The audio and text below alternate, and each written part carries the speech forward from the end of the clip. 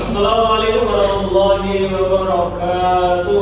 Waalaikumsalam warahmatullahi wabarakatuh. Alhamdulillah, rabbil alamin, wassalatu wassalamu ala asrofil mursalin wa ala alihi wa sahbihi ajmain, amma ba'du.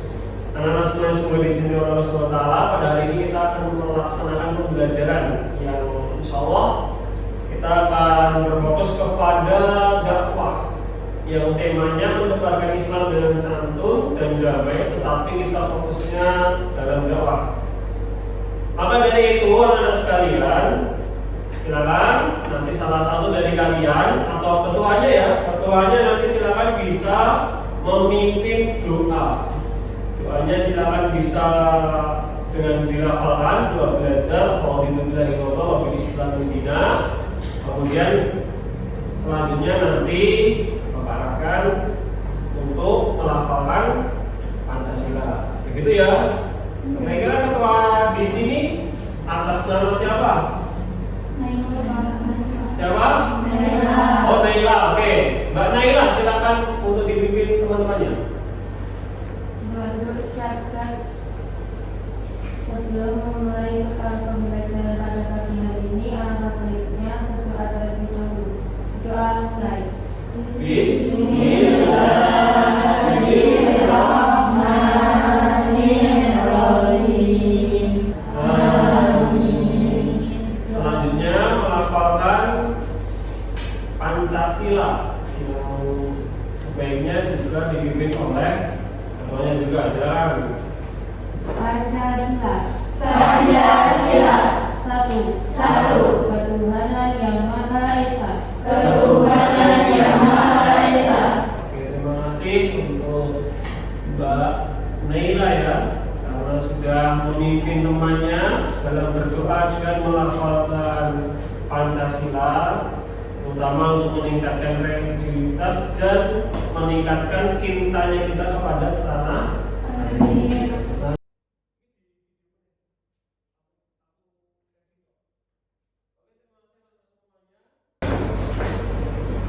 Pekan kemarin kita sudah belajar berkaitan tentang perbedaan khotbah, tabligh dan dakwah. Berarti kemarin sudah paham ya berkaitan tentang tabligh, dakwah dan khotbah. Nanti bisa langsung.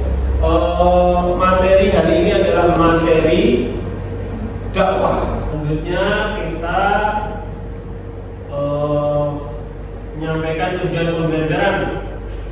Tujuan pembelajaran kita hari ini adalah menerapkan dakwah yang ada di sekitar kita, terutama nanti Bapak akan menampilkan video yang sudah Bapak siapkan dari rumah, kemudian nanti anak-anak bisa menerapkan. Oke, sebelumnya itu ini ada foto ya, banyak sekali contoh para pendakwah di Indonesia.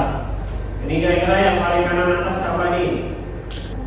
Nggak tahu. Yang ini? Mama Dede. Tahu ternyata. Terus yang ini? Yang ini?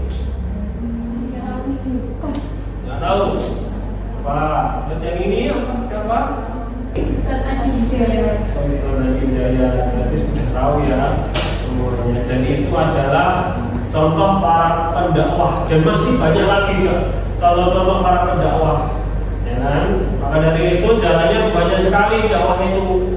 Ada yang dia benar-benar keras, ada yang dia sangat lembut, ada yang dia memang tengah-tengahan. Maka kalau kita mendengarkan seseorang dakwah itu jangan sampai kita menerima secara 100% cara-caranya. Artinya apa? Ada beberapa yang tidak, ya kan? Kemarin kalau kita tahu kayak seperti halnya langsung saja harus Miftah, dan itu salah satu hal yang kalau tidak sesuai dengan pendengarnya, audionya, ya tetap pasti ada yang mencemooh. Karena salah satunya apa? Yaitu karena perbedaan pendengar, perbedaan audiens, dan semuanya pasti ada kelemahan dari pendengarnya. Hanya semuanya kalau dakwah itu tidak segampang kita itu menyampaikan amar ma'ruf nahi munkar.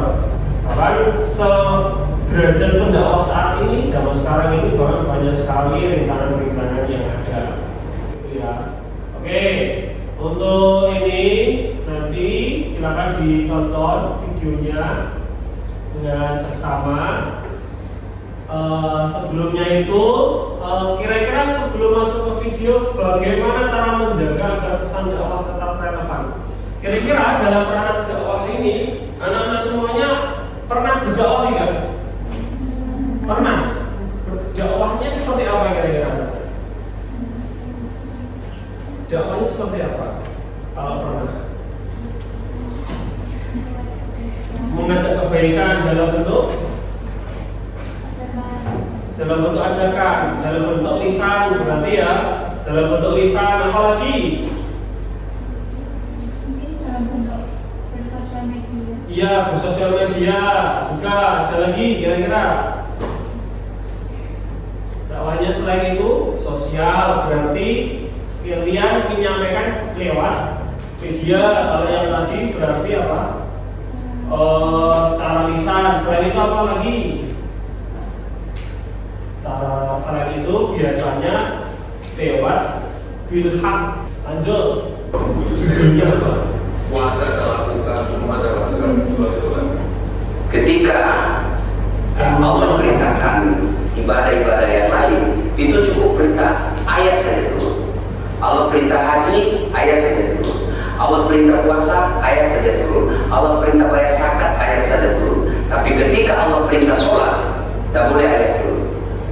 Nabi dijemput oleh dua malaikat, kemudian diajak naik, ketemu dengan Allah untuk menerima perintah ini. Kenapa? Karena perintah ini sangat penting. Mas, saya boleh dagang, bayar zakat sambil nyanyi. Saya boleh haji sambil nyanyi. Tawaf, labbaik Allahumma labbaik, labbaik la syarika lak labbaik. Boleh.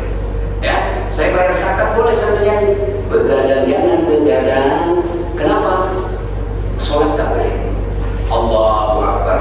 Darah muda, darahnya pada batal sholat saya. Kenapa? Inilah puncak pengambahan kepada Allah. Jadi puncak pengambahan kalau saya melakukan hamba sholat. Yang paling mulia dalam tubuh kita kepala.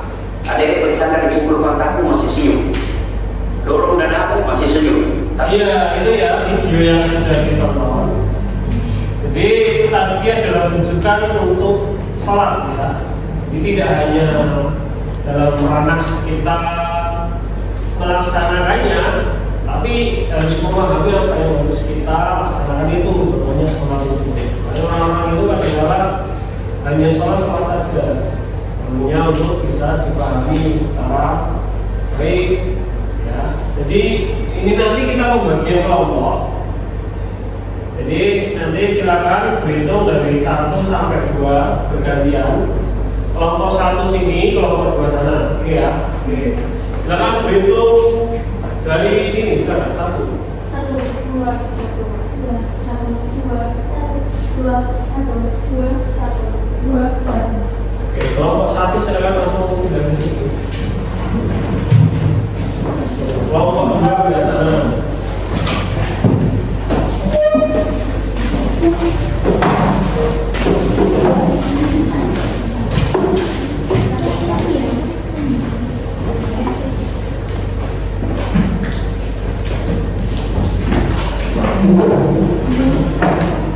Ini ya, nah ini ada lembar artikel. Jadi ini nanti ada lembar yang isinya nanti saya akan untuk ditulis artikelnya di sini. Ya. Kalau sudah berdiskusi yang tadi di video, maka silakan untuk nanti didiskusikan. Kemudian ditulis di lembar yang kalau berikan. Itu ya kelompok 1 ini saya berikan. Terus kelompok 2 saya berikan. Oke. Jadi silakan didiskusikan bagaimana cara kalian membuat artikel dari kelompok 1 maupun kelompok 2. Contoh nanti bisa dibagi. Ini kelompok 1, ini pembukaan, tengahnya isi, yang belakang penutup. Ini nanti kalau yang kelompok 2 sama, oh depan ini bagian pembuka, tengah isi, yang belakang penutup. Nah, kalau itu silakan untuk berdiskusi, langsung melingkar boleh, balik kanan juga boleh. Saya kasih waktu 15 menit untuk tentukan dulu sekalian, nanti yang masuk ketuanya ya, ketuanya ya.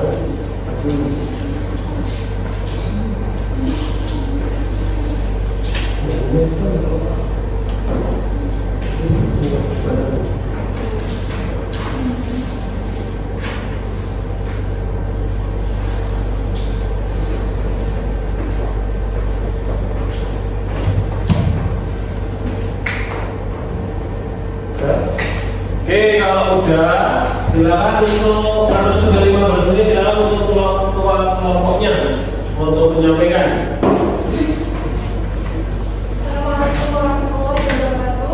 Waalaikumsalam warahmatullahi wabarakatuh. Di sini saya akan membacakan artikel dari kelompok 2. Pernah nggak sih merasa malas banget buat sholat? Selalu ada alasan mulai dari masih sibuk sampai nanti saja masih ada waktu. Padahal kalau dipikir-pikir sholat itu cuma butuh waktu beberapa menit, tapi dampaknya luar biasa. Setelah menambah 17 supaya sholat, ada banyak hal yang bikin sadar bahwa sholat sebenarnya bukan sekedar kewajiban, tapi kebutuhan untuk diri sendiri. Sekian dari saya. Wassalamualaikum warahmatullahi wabarakatuh. Waalaikumsalam warahmatullahi wabarakatuh. Oke, tepuk tangan untuk kelompok 2. Kelompok 2 sudah, terima kasih. Tadi sudah disampaikan presentasinya. Sudah atau belum? Sudah. Oke, kelompok 2 sudah atau belum? Sudah. Oke, alhamdulillah, berarti sudah memahami. Nanti artikelnya dikumpulkan ke Bapak. Oke, untuk uji hasilnya ini nanti silakan dibaca dulu. Kelompok 1, pengertian dari dakwah. Pengertian dakwah Ya. adalah mengajak mengambil dan menyeluruh hal tertentu. Ya, kelompok 2 yang biru ini. Kelompok 2. Dakwah adalah orang yang melakukan pekerjaan dakwah disebut dai. Jika laki-laki dan daiyah jika perempuan. Iya, jadi kalau laki-laki itu namanya dai, kalau perempuan namanya daiyah. Jadi kalian kalau ingin menjadi daiyah yang sangat hebat, setidaknya kita pahami dakwah itu apa gitu ya. Kemudian pengertiannya, pengertian istilah adalah mengajak orang lain untuk meyakini kebenaran ajaran Islam dan mengamalkan syariat Islam agar tercapai pola hidupnya lebih baik sehingga tercapai kebahagiaan dunia dan akhirat. Jadi kalau kita itu punya teman, punya orang tua, punya sanak saudara, itu sebagai ladang untuk mengajak kepada ajaran Islam. Paling depan bisa baca? Bisa. Ya, silakan paling depan. Baca dulu buat aku. Ya, buat aku.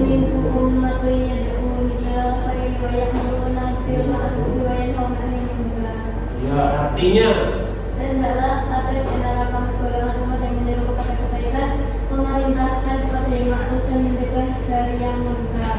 yaitu di Al-Imran ayat 104. 3 syarat memenuhi predikat umat yang terbaik adalah menyuruh kepada yang ma'ruf, mencegah dari yang munkar, dan mau beriman kepada Allah. Lanjut, dakwah merupakan pekerjaan terbaik. Itu ya. Nah, kapan mulai dakwahnya? Dari 3M. Mulai dari kecil, mulai dari diri sendiri, dan sampai mulai hari ini. Oke, tadi Mbak Sinta silakan untuk menyampaikan hambatan-hambatan dalam dakwah. Monggo. Baik, saya sampaikan hambatan-hambatan dalam dakwah. Yang pertama, tidak memiliki pengetahuan yang cukup.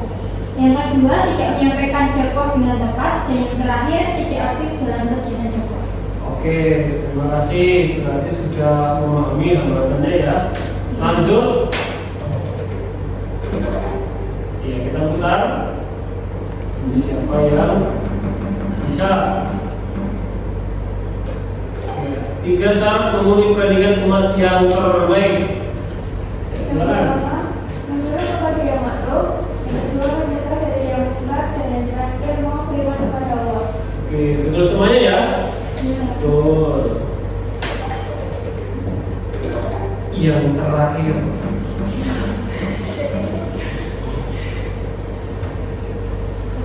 Yang terakhir.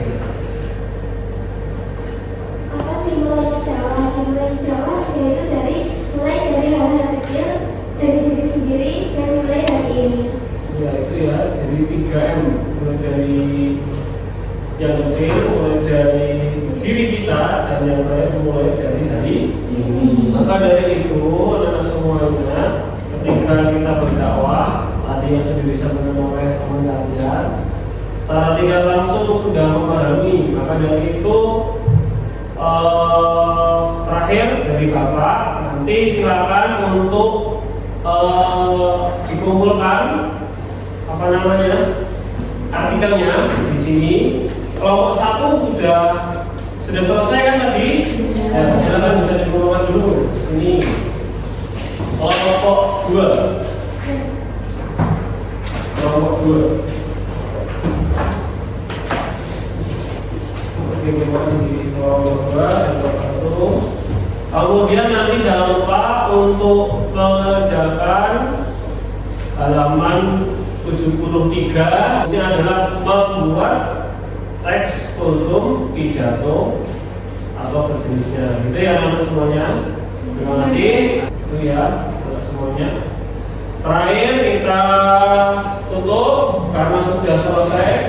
Kita tutup dengan doa hamba bersama-sama. Alhamdulillahirabbil alamin.